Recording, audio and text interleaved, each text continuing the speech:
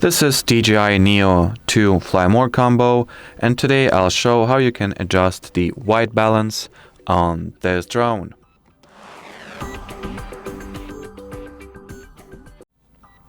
So to start, switch your camera mode to Pro mode by tapping at the camera icon at the bottom right corner of the display. Now once in the Pro mode, basically tap anywhere over there, doesn't matter. Then make sure that the first section, those three horizontal, vertically aligned lines section is selected. Then switch off the automatic white balance by tapping there. And now you can adjust the white balance manually, change it however you like. And well, as far as this video goes, that'll be it. So thanks for watching and bye bye.